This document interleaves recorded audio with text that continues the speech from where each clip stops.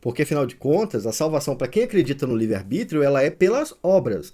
Você tem que fazer alguma coisa com a sua vontade, que não seja determinada por Deus, você tem que surpreender Deus obedecendo Ele para merecer a salvação. O livre-arbítrio, em último caso, é isso, tá bom? Cara, eu tenho tanta certeza de que vocês não vão assistir esse vídeo, mas eu tô gravando porque quanto mais eu falo a palavra de Deus, eu aprendo. Mas eu sei que a grande maioria não vai assistir. Não vai assistir. Seja bem-vindo ao Teologia Atre, Teologia para a Vida, e eu vou responder um comentário com esse vídeo tratando da doutrina da perseverança dos santos. Eu recebi um comentário muito interessante no último vídeo que eu tratei desse tema.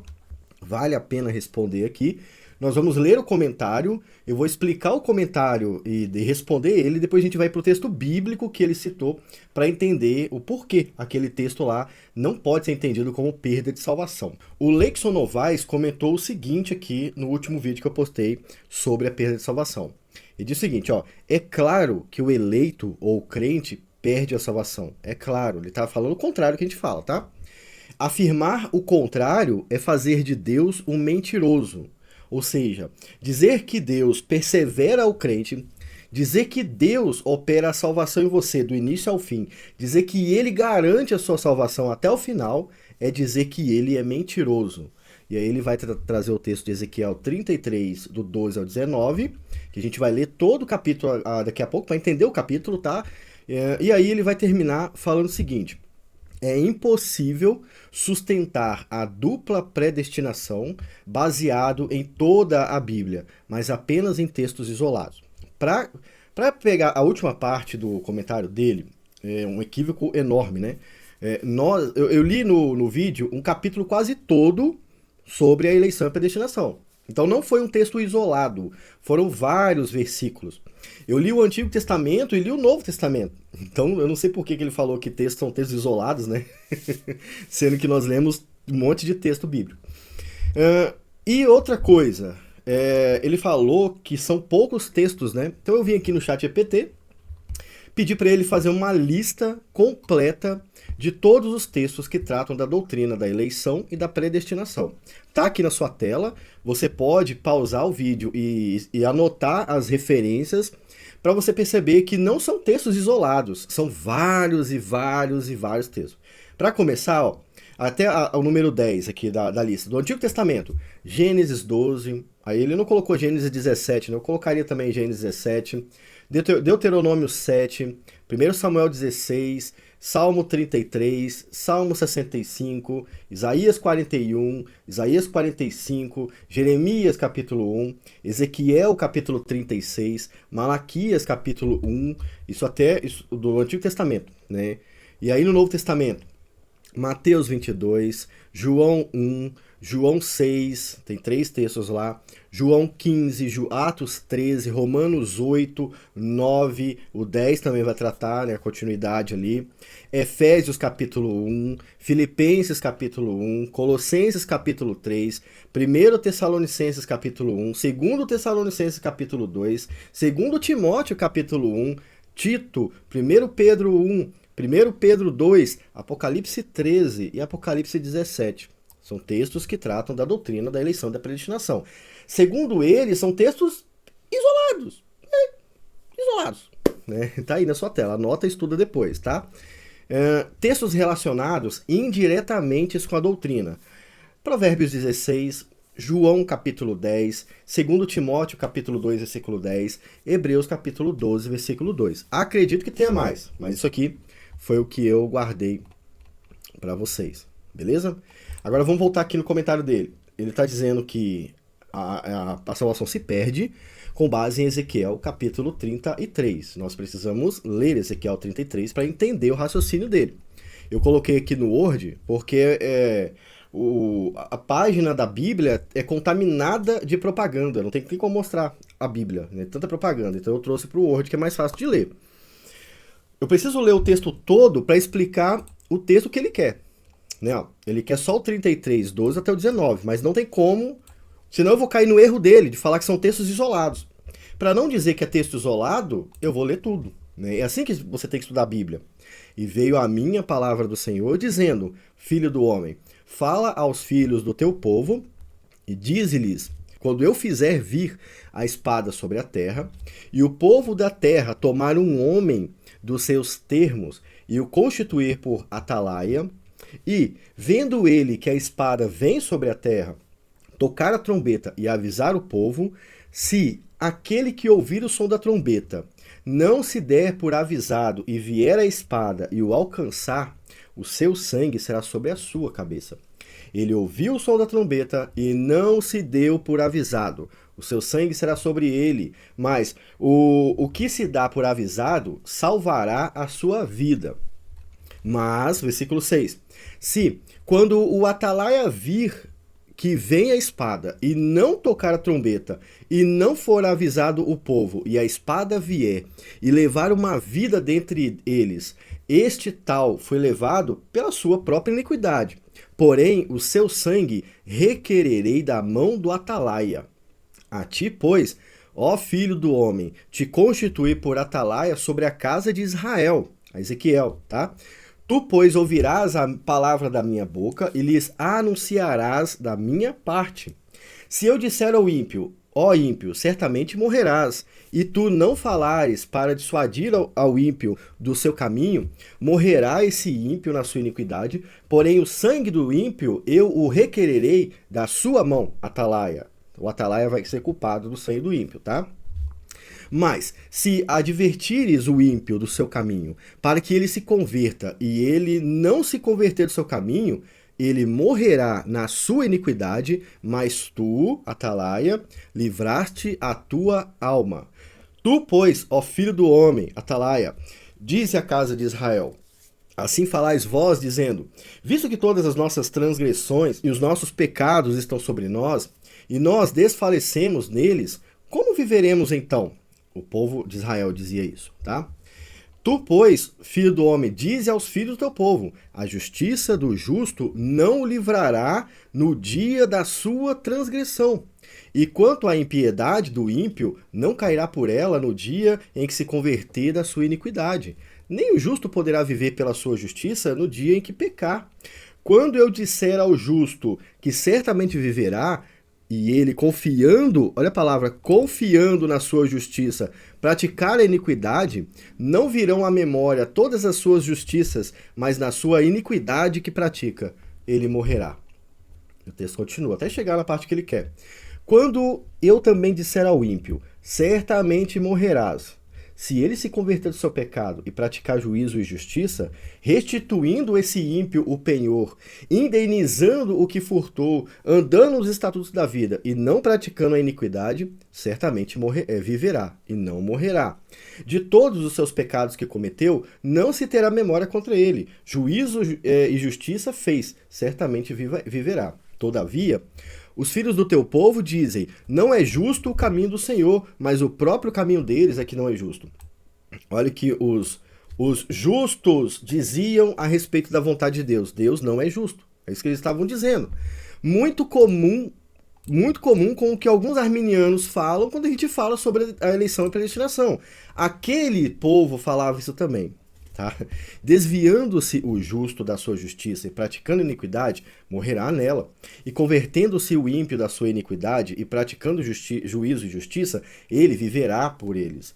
Pessoal, parei aqui na edição para lembrar vocês de curtir o vídeo, se inscrever no canal, se é a primeira vez que você está chegando. Eu tô até sem óculos, tô editando sem óculos aqui. Parei na hora de editar mesmo. Então, curte o vídeo, se inscreve no canal, assista o vídeo todo, cara. O vídeo tá muito bom. Eu tô gravando isso depois de ter editado. Eu percebi que eu não pedi vocês para se inscrever e nem curtir o vídeo. Então, faça isso para colaborar com o canal. Tá vendo esse link aqui, ó? Esse link aqui é do Apoia-se do canal. Ninguém apoia o canal até agora, entendeu? Mas é uma chance de colaborar ativamente para o canal. Pra vocês terem uma ideia, gravar um vídeo como esse tem gastos. Né? Eu tenho computador, tenho software. Eu tive que pagar até o editor agora. Eu tenho que pagar tudo. Eu preciso de ajuda para a gente continuar fazendo esse tipo de trabalho que você está assistindo aqui no YouTube, né? Então, se você puder, colabore, cara. Entra aqui no link, tá na descrição também, colabore. Vamos lá agora, continue vendo aí. Todavia, vós dizeis, não é justo o caminho do Senhor? Olha aí, o ímpio julgando a vontade do Senhor de novo. E isso aqui é Deus falando para o profeta ia falar isso na rua, em qualquer lugar. Julgar-vos-ei a cada um conforme os seus caminhos, ó casa de Israel. E sucedeu que no ano do 10º do nosso cativeiro, no 10º mês, aos 5 do mês, veio a mim um que tinha escapado de Jerusalém, dizendo, a cidade está ferida. Então, imagina o cenário. Agora a gente já está em outro cenário. Aquilo ali é a mensagem que Deus mandou ele dar. Aqui ele está contando o que aconteceu no ano do 10º do nosso cativeiro, tá? No 10º mês, aos 5 do mês. Ele está dizendo que alguém veio a ele, que tinha escapado de Jerusalém, do juízo que foi derramado, escapou de Jerusalém, e ele disse, a cidade está ferida, que já começa outro cenário, tá? Ora, a mão do Senhor estivera sobre mim pela tarde, antes que viesse o que tinha escapado, e ele abrira a minha boca antes que esse homem viesse ter comigo pela manhã. E abriu-se a minha boca, e não fiquei mais calado. Então veio a minha palavra do Senhor, dizendo, naquele mesmo dia que isso aconteceu. Filho do homem, os moradores destes lugares desertos da terra de Israel falam, dizendo, Abraão era só um, e possuiu esta terra, mas nós somos muitos, esta terra nos foi dada por possessão. Dize-lhes, portanto, assim diz o Senhor Deus, comeis a carne com sangue, e levantais os vossos olhos para os vossos ídolos, e derramai o sangue. Porventura possuireis a terra? Ou seja, Abraão creu e obedeceu a Deus. Vocês estão contaminando a terra com os pecados dos outros povos e acham que vão possuir a terra fazendo contrário que Deus mandou? É isso que ele está dizendo, tá? Vós vos estribais sobre a vossa espada, cometeis a abominação, e cada um contamina a mulher do seu próximo, e possuireis a terra? Vocês acham que vão possuir a terra fazendo isso? É isso que ele está falando. Assim lhes dirás, assim disse o Senhor Deus, vivo eu, que os que estiverem em lugares desertos cairão à espada, e o que estiver em campo aberto... Eu tô na dúvida, tô lendo o texto certo?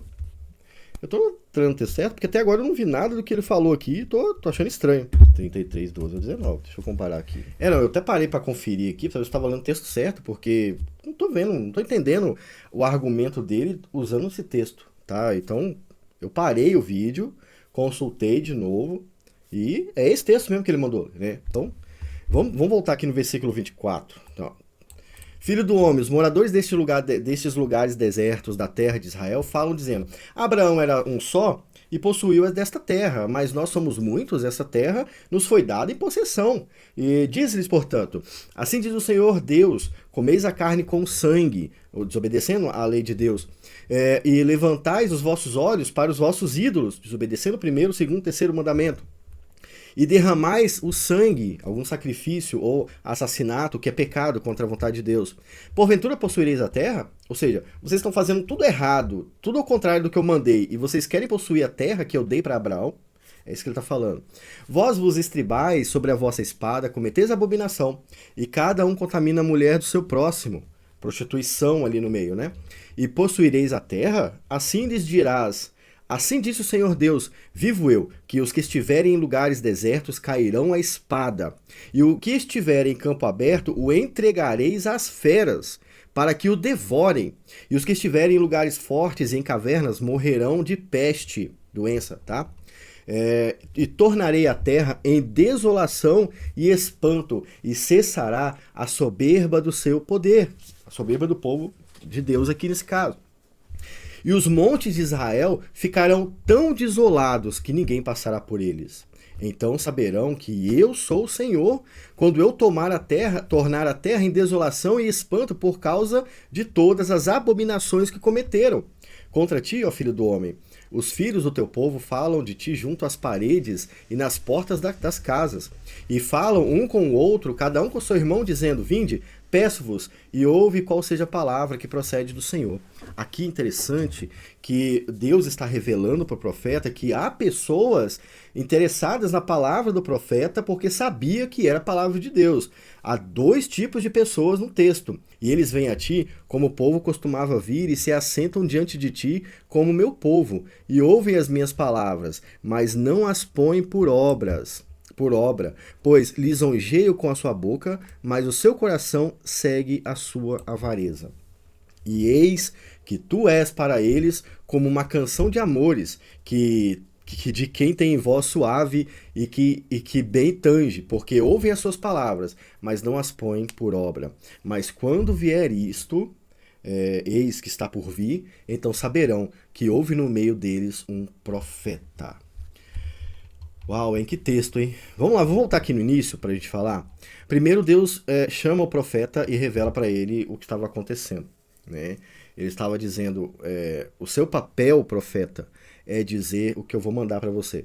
Essa é a grande questão do texto, da parte A do capítulo, né? A gente pode dizer assim, você, profeta, tem que anunciar exatamente o que eu mandei. Muitos profetas hoje não fazem isso, né? E vão ser julgados e condenados ao inferno por isso. Eles vão ser mortos por isso. A justiça de Deus, o juízo de Deus não muda, Deus é imutável.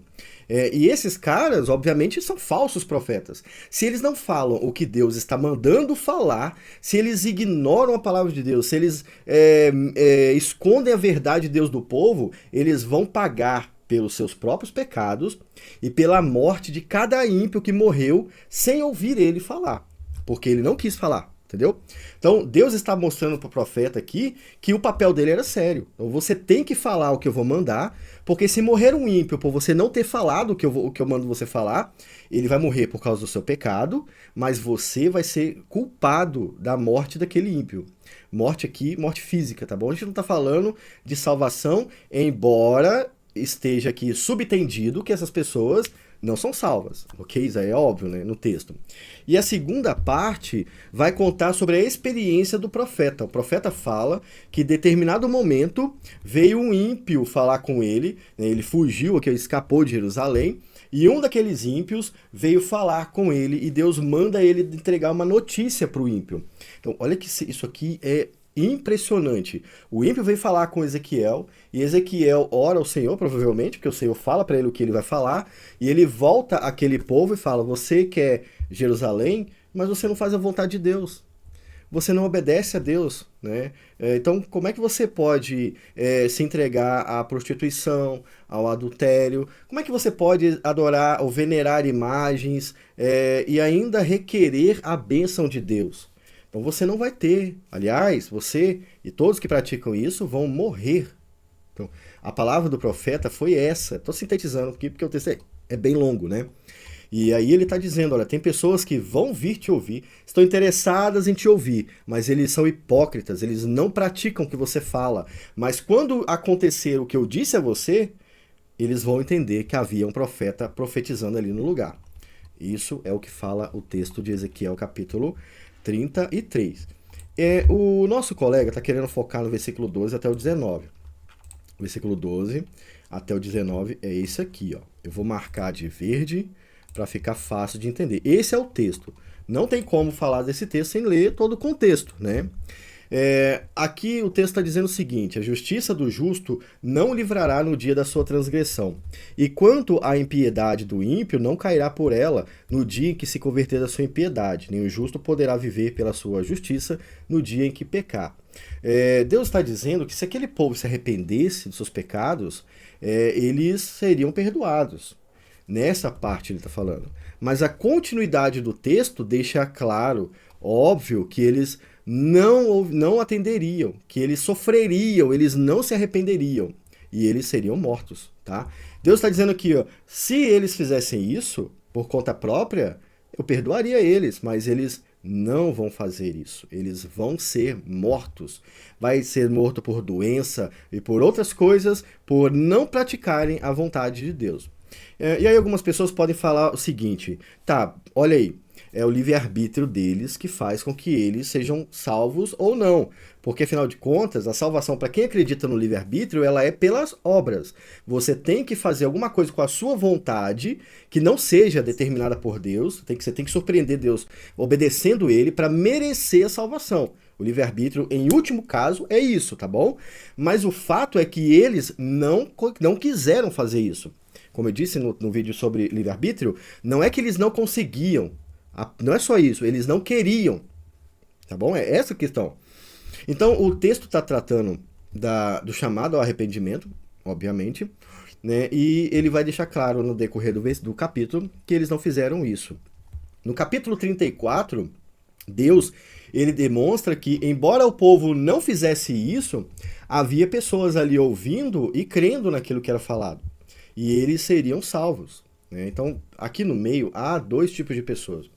Embora essas pessoas aqui, ó, estejam ouvindo e não praticam, embora elas estejam ouvindo, estas pessoas aqui, os hipócritas nesse caso, né, eles estão interessados. Eles estão interessados. Algumas pessoas, alguns hipócritas, vão ser salvos dessa remessa aqui. E pela fé. Pela fé em Deus, não pelas obras. Porque, veja, eles não fazem. Eles não põem por obra, o profeta fala.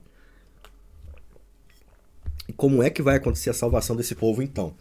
Já que o profeta falou, havia a lei e eles desobedeciam, ouviam a mensagem, ignoravam e praticavam o mesmo pecado de novo. A salvação viria pela ação de Deus, como eu disse no outro vídeo. Antes, deixa eu explicar rapidamente aqui. Eu fiz umas anotações aqui que eu acho que eu nem preciso mais fazer, mas eu quero falar com vocês sobre esse tipo de texto aqui, tá bom? Esse é um tipo de texto que eu chamo de texto de chamado ao arrependimento. A Bíblia tem vários textos de chamado ao arrependimento. O próprio Evangelho é um chamado ao arrependimento. Jesus pregou o Evangelho e apenas aqueles que crescem no Evangelho seriam salvos. Tá? Então, esse chamado ao arrependimento faz parte da vontade de Deus para que Deus que quis fazer assim, tá? Para que aqueles rebeldes sejam mais eles não, né? Para que o juízo de Deus que vai ser derramado sobre os rebeldes seja mais justificado ainda.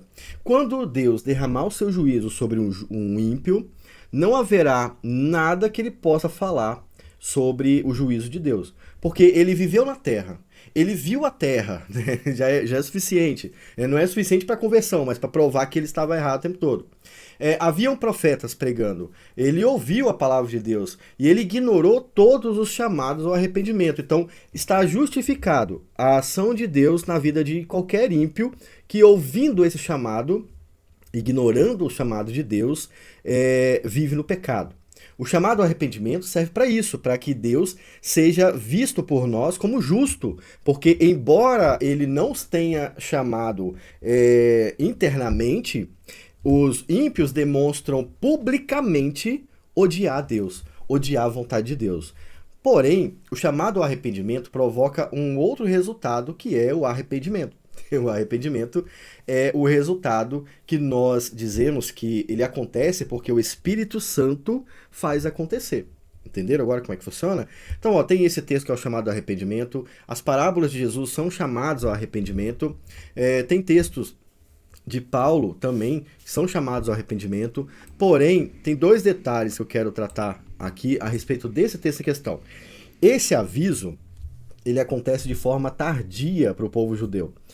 O povo já estava recebendo o juízo de Deus. O profeta Ezequiel está na Babilônia. Então ele já tinha sofrido o juízo de Deus e provavelmente, como o livro foi escrito posteriormente, o profeta já havia feito tudo isso aqui e o povo foi subjugado pelos seus inimigos justamente porque ouviram a mensagem e foram rebeldes a respeito da mensagem. Pelo menos a grande maioria foi rebelde a respeito da mensagem. Então esse é um chamado ao arrependimento que serve para mostrar que eles estão onde estão porque eles não aceitaram a salvação. Eles não quiseram a salvação. Não é que eles foram enganados por Deus. Eles, pelo seu livre arbítrio, não quiseram a salvação. Entende? Assim como todo mundo, pelo seu livre-arbítrio, não aceita a salvação. É isso que você está vendo no capítulo 33 de Ezequiel. Beleza? Mas é possível que muitos judeus que ouviram a pregação de Ezequiel tenham crido na pregação dele. É possível que isso aconteça. Até porque, no capítulo 34, o profeta vai falar uma coisa bem interessante que no versículo 1 ao 5, eu coloquei aqui também. Se quiser ver, pode ver, ó. No capítulo 34, a gente vê que há ali no povo pessoas que estavam sofrendo por causa do pecado. E então isso significa que nem todo mundo concordava com tudo ali. Então o texto diz o seguinte, ó, Ezequiel 34, 1 a 5. Cara, eu tenho tanta certeza de que vocês não vão assistir esse vídeo, mas eu tô gravando porque quanto mais eu falo a palavra de Deus, eu aprendo. Mas eu sei que a grande maioria não vai assistir, não vai assistir. Não vai nem curtir o vídeo. Entende? Eu amo fazer isso aqui. Eu faço por amor, entende? Então olha os números. Os números que você está vendo aqui refletem perfeitamente o próprio profeta Ezequiel. Ele deve ter falado tanto à toa. Ele deve ter falado tanto pelas paredes. As pessoas que procuravam ele devem ser muito pouca em relação às demais, entende? E isso demonstra como o coraçãozinho do homem é até hoje. Ele vai continuar assim até Jesus voltar. No capítulo 34, e veio a minha palavra do Senhor dizendo, filho do homem, profetiza contra os pastores de Israel. Olha, veja que agora é contra os pastores de Israel. Profetiza e diz aos pastores, assim diz o Senhor Deus, ai dos pastores de Israel que se apacentam a si mesmos, não devem os pastores apacentar as ovelhas? Comeis a gordura e vos vestis da lã, matais o cevado, mas não apacentais as ovelhas. As fracas não fortalecestes, e a doente não curaste, e a quebrada não ligastes.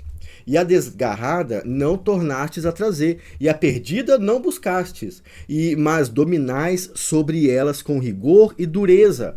Assim, as ovelhas se espalharam, por não haver pastor, e tornaram-se pasto para todas as feras do campo, porquanto se espalharam.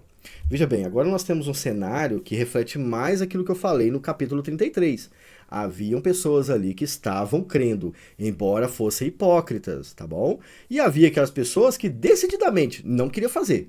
Aqueles que decididamente não estavam nem aí, eles representam aqueles que não são salvos, tá? Aqueles que não são eleitos de Deus, é essa a questão. Já no capítulo 34, nós temos um cenário que, embora seja antigo, é muito parecido com o cenário de hoje. Os pastores pastoreiam a si mesmos. Eles sugam as ovelhas que estão doentes, eles não vão atrás, as que estão quebradas, eles não ajudam a melhorar, aquelas que estão desgarradas, eles não vão atrás para trazê-las de volta, ou seja, a ovelha, vamos tratar aqui da realidade da igreja, o crente sai da igreja e o pastor não está nem aí para ele. Esses pastores são considerados pastores malditos pelo texto. Eles vão pagar com as suas próprias vidas por causa disso. Por quê? Porque eles deixaram as ovelhas de Deus se espalhar propositalmente. Deixaram se espalhar. Não fizeram nada para contê-las, né? Nem para ensiná-las. Então veja bem, aqui você tem um cenário onde há dois povos. É claro que talvez, e é muito provável, houvessem ovelhas que não eram eleitas de Deus também, né? Mas o profeta nesse capítulo está focando nesses dois tipos de ovelhas, os líderes e as ovelhas verdadeiras, né? E ele promete uma coisa interessante no capítulo 34 ainda. Ele vai prometer, deixa eu ver aqui, isso aí, ele vai prometer resgatar essas ovelhas, ó, porque assim diz o Senhor Deus. Isso no versículo 11 até 17. Eis que eu mesmo procurarei pelas minhas ovelhas e eu as buscarei. Veja bem, elas não voltam pelo seu livre-arbítrio. Elas não voltam pelo seu livre-arbítrio. E elas também não perdem a salvação, porque eu as buscarei. Deus vai buscar elas. Diferente do que o Deus arminiano ensina, o Deus da Bíblia vai atrás da ovelha desgarrada. O Deus da Bíblia resgata a ovelha que se machucou. O Deus arminiano abandona a ovelha que pecou. Se machucou, perdeu a salvação, vai para o inferno. O Deus da Bíblia fala, eu as buscarei. Eu não preciso de vocês. Eu mesmo vou fazer isso, é isso que ele está falando. E ele vai continuar. Como o pastor busca o seu rebanho no dia em que está no meio das suas ovelhas espessas, assim buscarei as minhas ovelhas, e livrá-las-eis dos lugares por onde foram espalhadas no dia nublado de escuridão. Isso aqui é no capítulo 34. Isso aí. Ele vai buscá-las. Entende? Olha aí, a salvação não se perde, porque Deus vai buscá-las. E aí você vem me falar que Deus é mentiroso por falar que não há perda de salvação. O que eu acho mentiroso é você. Ou a Bíblia está errada, você é perfeito, né? Você é melhor do que a Bíblia. Porque a Bíblia fala assim. Eu não estou lendo versículo isolado, estou lendo versículo em cima de versículo. Olha o tanto de texto que eu já li aqui. E ele vai continuar. Tirá-las-ei dos povos, e as congregarei dos países, e as trarei à sua própria terra. E as apacentarei nos montes de Israel, junto aos rios e em todas as habitações da terra. Deus não abandona nenhuma das suas ovelhas. Mas ele vai fazer isso com todas as ovelhas? Não, porque nós temos aqui O pastor que não faz o seu trabalho direito. Esse pastor vai ser julgado e condenado por isso também. E isso demonstra que ele não é parte das ovelhas de Deus. Em bons pastos, as suas ovelhas, né, eleitas, ó, em bons pastos as apacentarei, e nos altos montes de Israel será o seu aprisco. Ali se deitarão no bom redil e pastarão em pastos gordos nos montes de Israel.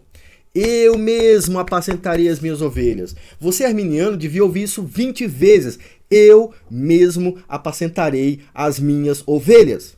Não depende do seu livre-arbítrio, seu inútil. Nem do meu livre-arbítrio inútil também. É Deus quem faz isso. Aprendam, cara. Leiam a Bíblia. Tá escrito, não precisa ninguém ficar fazendo briga por nada. Aceitem a Bíblia. Só. Eu mesmo apacentarei as minhas ovelhas.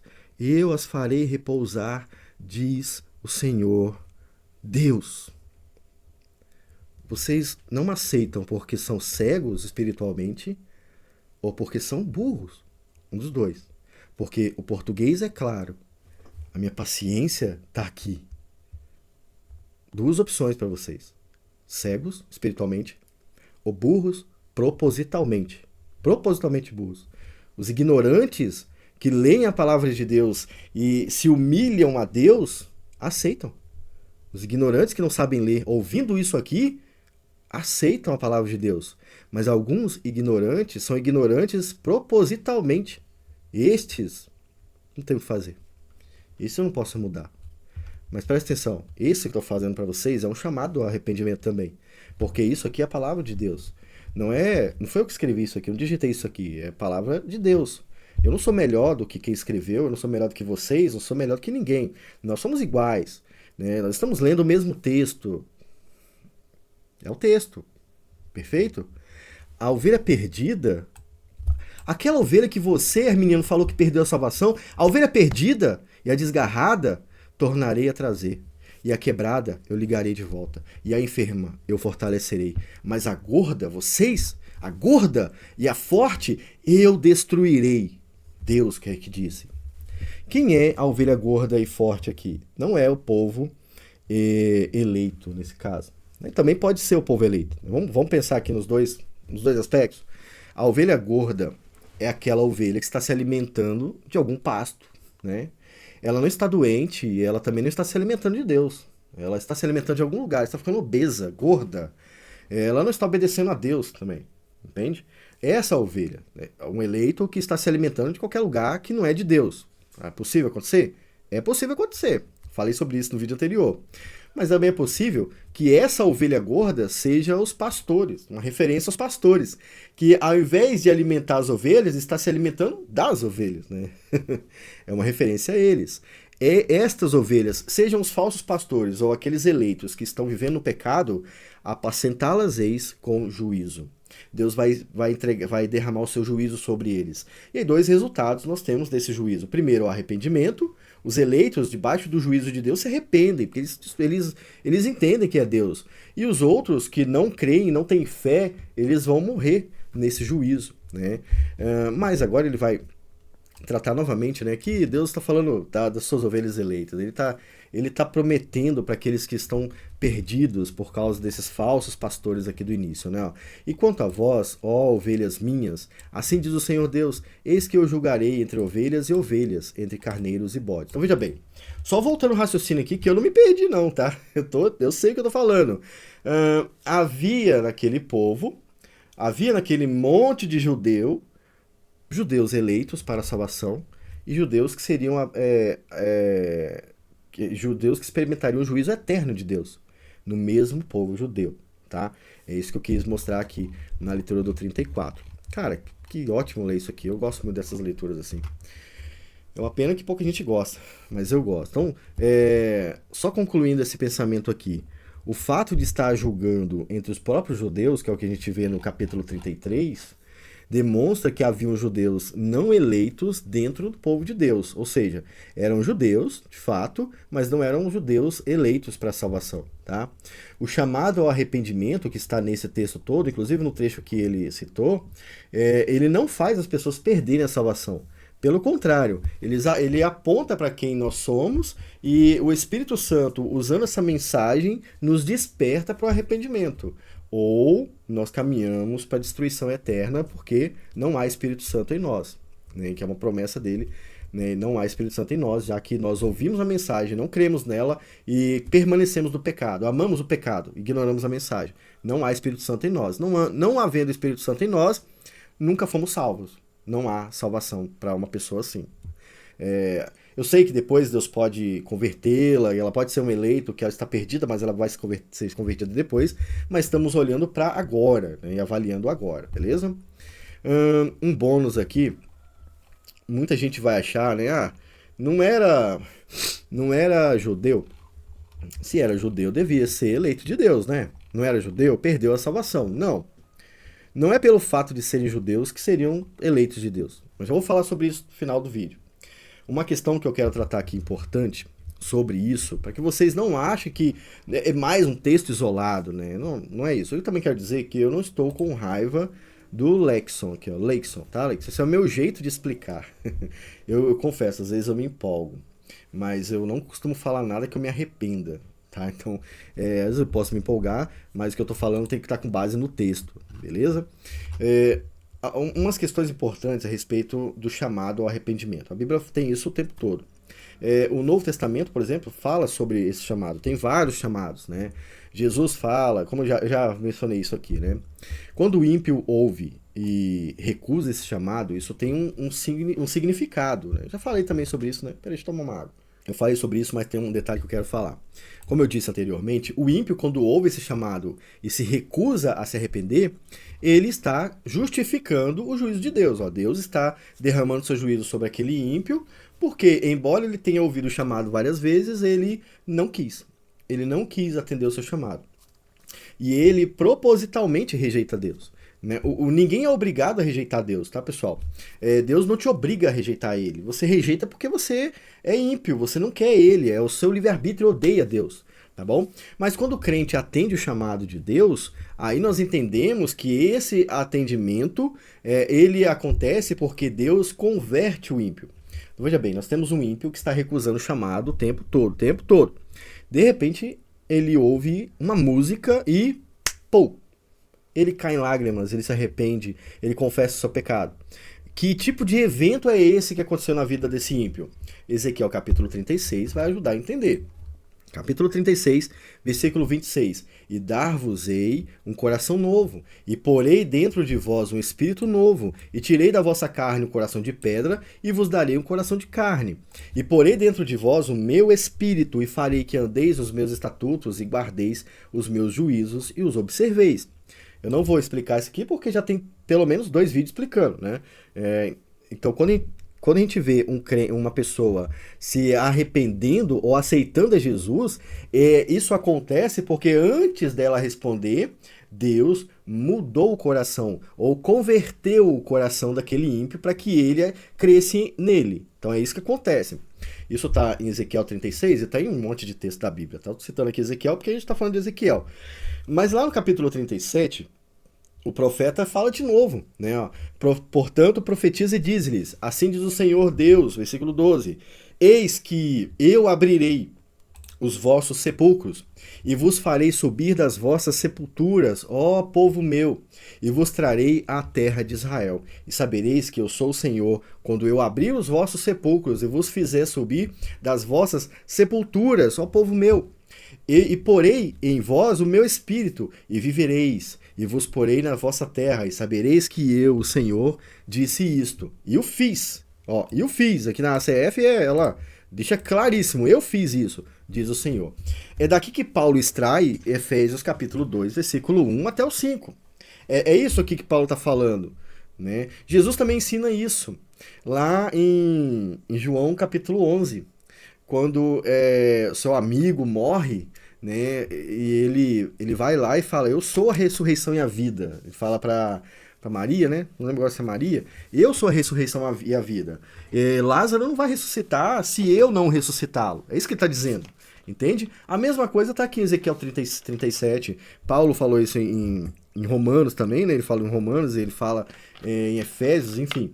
O que eu quero mostrar para vocês é que o resultado positivo do chamado ao arrependimento, ele acontece porque Deus opera no homem esse chamado. E os textos estão aí, mais uma vez, né? Não tem nem que reclamar. Agora, e o povo judeu? É uma coisa que as pessoas esquecem constantemente.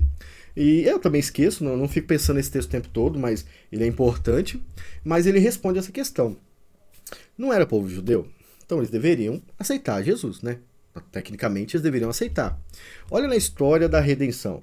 Desde o período da Babilônia, que é o período que Ezequiel estava, até Jesus vir, o povo judeu rejeitou Jesus. Eles ouviram falar de Jesus várias e várias vezes. Ezequiel não, vamos voltar. Davi, né, falou, os outros profetas falaram, as histórias falavam de Jesus. Nós temos Isaías, Malaquias, né? Eles estavam falando de Jesus. Eles não creram em Jesus. Por que eles não creram em Jesus? Paulo vai explicar isso no capítulo 9.